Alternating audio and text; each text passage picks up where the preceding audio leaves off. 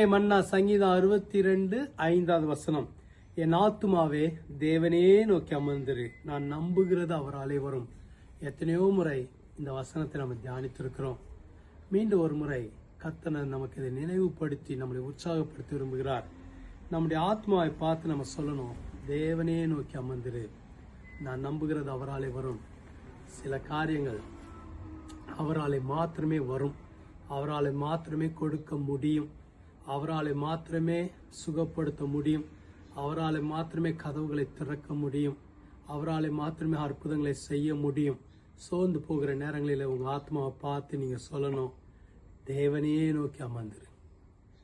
மனுஷங்களை பார்க்காத, சூழ்நிலைகளை பார்க்காத, உன் சுய பலவீனங்களை பார்க்காத, உன் சுய பலத்துல சாராத, கர்த்தரே நோக்கி அமர்ந்துரு.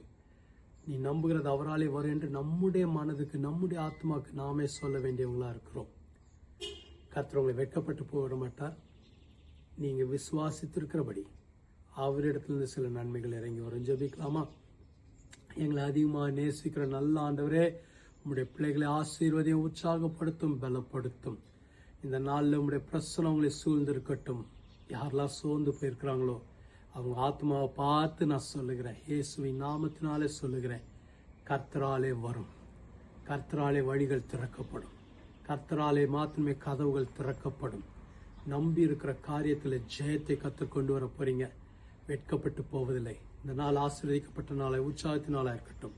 தாவீதின் தேவன் எங்களுடைய தேவன், நேற்றும் இன்றும் என்றும் மாறாத தேவன், ஜீவனுள்ள தேவன், அற்புதங்களை செய்கிற தேவன், அற்புதங்களை செய்கிறார். இயேசுவின் மூலம் ஜெபிக்கிறோம் பிதாவே, ஆமென். கர்த்தர் உங்களை ஆசீர்வதிப்பாராக. ஆமென்.